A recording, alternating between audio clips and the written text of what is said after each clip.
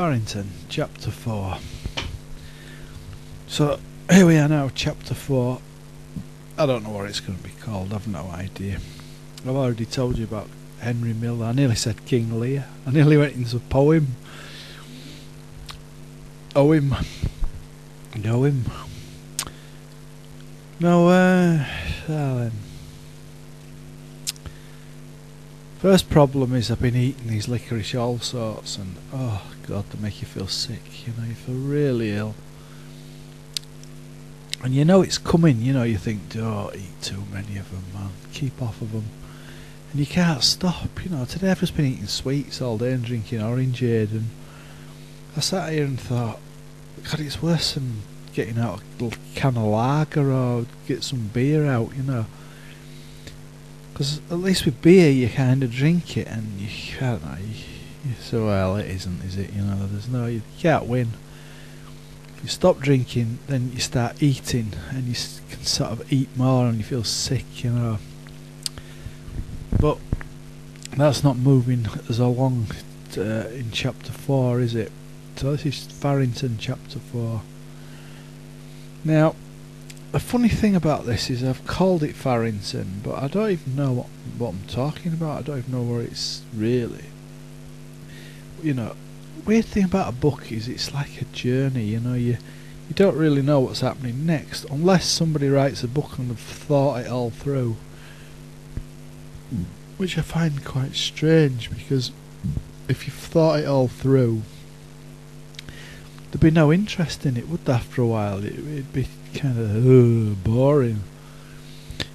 Because that's why they call it fiction at times, don't they? Fiction is because, you know, the writer is making it up as well, but we all kind of know, man, it's him, he wants to be the hero, or he wants to be the villain, or but I've had a bad day today, I'm knackered. So we're trying to move on from the Union Bar and into the art faculty. Art faculty was a beautiful place. It was a huge building in Coventry, and the building was fantastic. When you walked near to it and started walking up the steps, the whole approach and the flooring, the kind of pavement, the stone was fantastic, you know. It was huge, and you looked up at it, you thought, wow, look at it, it's big, isn't it? But of course it wasn't, well, it was the outside, and the inside, well, that's where all the artists were, all the graphic designers, something like transport studies, I think, and something else, but they're all very sort of creative, you know, they're all basically just doing their own thing, doing what they wanted to do. They did obviously get lessons in stuff, in drawing and what have you, but they'd already got A-level in art or maths. I mean, I knew a girl who she got A-level maths, and she was doing graphics, which really graphics is like loads of boxes and square and rectangles, and doing cornflakes boxes and designing them, and most people don't even take any interest in a cornflakes box. They just don't even fucking know that it's like, I've said fucking again, on fucking hell. I keep saying that word fucking, you'll have to just put up with it. Apologies for the word. But when you're writing a book, you've got to have a bit of artistic license, haven't you, you know, to say that word. It just gets a bit boring after a while, but where was I now? Oh yeah, the approach to the art faculty. Wow, it was fantastic, beautiful. And they said it was like an amazing thing they'd built in Coventry. The art faculty was very special. So when you got in there, the library was amazing, because it'd been laid out in a kind of very modern and interesting way. And the Polytechnic library had a load of those big white lights, you know, those the horrible things. They take you away from going near a window and getting natural light on your eyes. They're those fluorescent lights, that's it. And they're okay, they're functional, they work, let's be honest about it, but But the library itself, the Polytechnic main library, it get you on a bit of a downer. In fact, later on when we used to go in the library, we used to book a room, and four of us would sit in there, and we'd put our feet up on the table and talk about stuff, and then we'd start studying whatever we had to study. So I used to go in there with Mick Dryden, and I was doing engineering, and I never asked him once about anything to do with engineering. Not once. I never asked him. I had nothing in my head that was interested in engineering whatsoever. Like, how would you make a screw or a nut? Now I'm really interested in stuff like that, but not then. And he never really asked about politics or anything, you know. We just used to sit in there and talk about birds or beer or something, or rent, or where you could get spuds cheap at the market, you know. And then we'd start studying, and so it would go quiet, you know. But the library was very good because it was audio visual, so you know, instead of reading something, you could go and get a video on it, you know. And I was doing stuff like Hitler and the Second World War, which everybody will love that, won't you? And so you go and turn on a video, get a video machine, go in a little room and plug it in, whatever you did. Go watch a film, and it was kind of easier than reading, you know. Reading's quite hard going. And then you would read, you know. I'm not saying I didn't read, but I seem to have got stuck in the main library of the Polytechnic, whereas I want to be back in the art faculty library. Also because the birds were much fitter. The women in the art faculty library were absolutely stunning. Not all of them, but lots of them were absolute stunners. So that was another reason to go in there, because in the main you're looking at beautiful women. And that's how we used to think, you see, in those days. Go where the good-looking women are. And so in there we had this nice little corner, you know, in the film studies department. Not the film studies department, the film studies section of the library was very interesting. So when you got fed up of reading whatever you were reading to do an essay on the Cold War or something, America and the Cold War and Vietnam, you'd read a film book, you know. So you might read about Taxi Driver, because we've been to see Taxi Driver by Robert De Niro, and read up on it. And then a week later we'd be going up to Canley College in Coventry, and we'd be talking about that film, and gosh, you'd know a bit more then. And you get people telling you, like my friend Bernie telling you, oh, it's about the symbolism as well. Oh, that was Chinatown. In Chinatown there's a lot of symbolism where they keep doing things that are going to tell you what's going to happen in about 5 minutes time.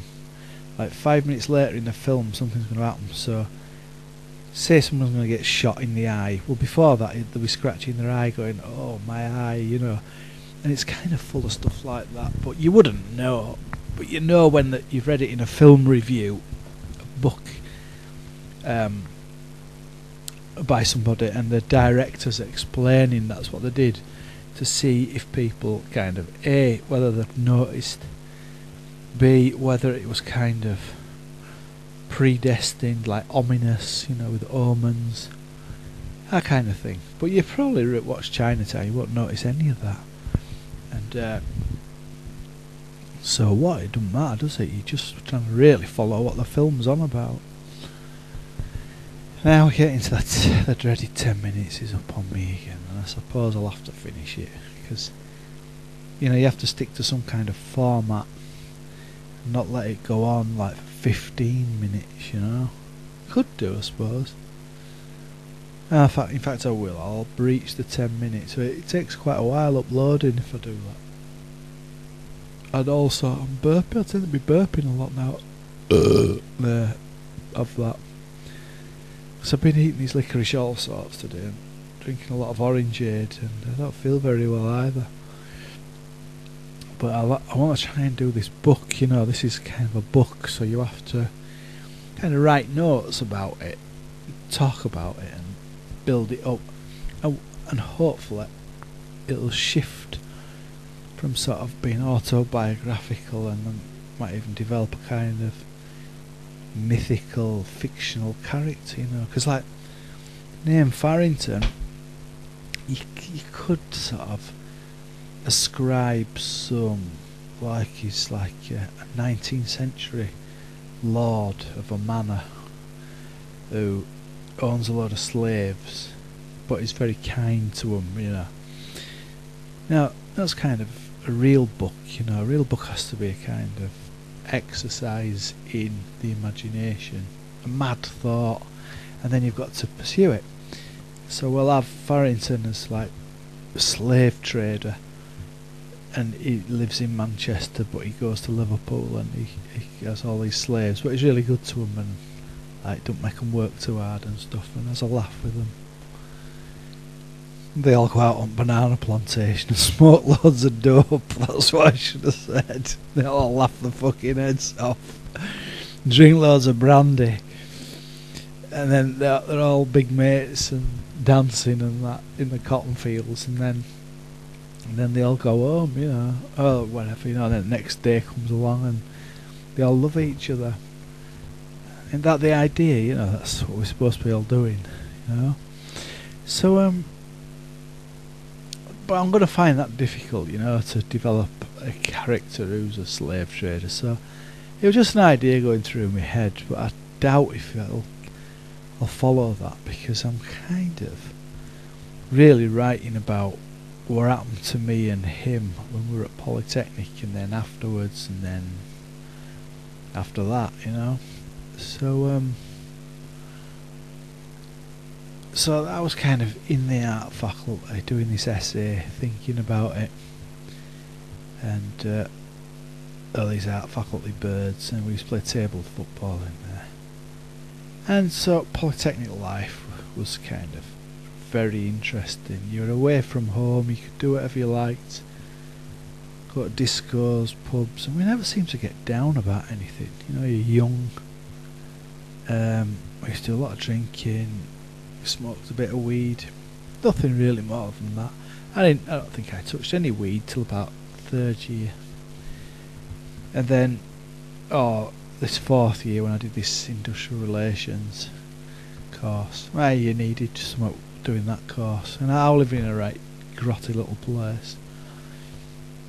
The snow coming in through the window. I had a cracked window. Anybody else in the right head who was a bit more civilised and sensible would have rung the landlord up, the landlady, and they start complaining straight away. My window. Oh, it's got a hole in it. I want it. Could you fix it, please? And of course, landlord don't really like people like that, because they like people who just leave everything like a shithole, like a crap hole. They leave it and don't complain, and they regard them as good tenants, and they get on with them, because then they don't have to keep sending like window fitters, whatever you call them, joiners, who are expensive, aren't they? And they've got to put the window in, and then God knows what will happen, you know. You'll open the window and crack it again, it'll fall down and slam, and you'll crack it again. Anyway, but that was just a flat that I was living in Coventry called Binley Road. Now I'm sort of in that flat now, aren't I, thinking of, well, remember when I got this Liverpudlian lass came round to visit me, and she spent a night with me in there, snuggled up in my my mattress. I had this huge mattress on the floor. Anyway, she come round for a bit of how's your father, and we had some, you know.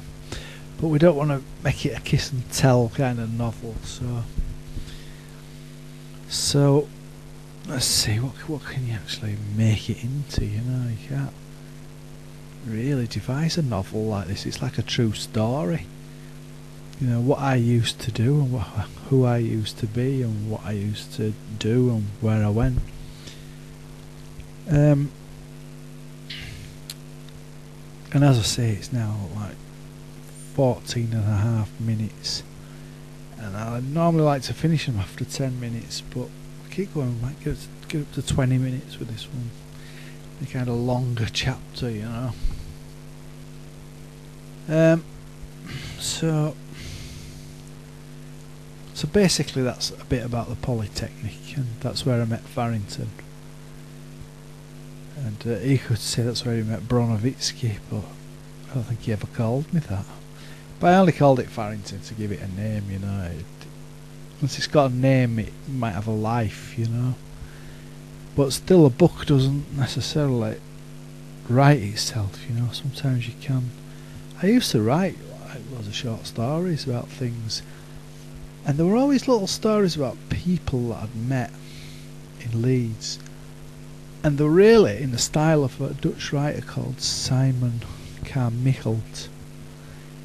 He was very well known, but because to people who were not Dutch, he's like completely unknown to them, and it just baffled English readers. But with the internet now, you can just look him up and read about him, so it wouldn't baffle them that much, because you can read his stories and watch his videos, and even if you don't understand the language, you kind of get an idea of what it's about. So that's just part of me kind of waffling, you know, digressing. And I suppose a book is more or less just a lot of digressing, because your mind can only really work two ways. You can focus on something and explain it, and if you look at most novels and books, they're not going to tell you the ending, are they? They're not, you know, go look on the last couple of pages and you still might not have it resolved.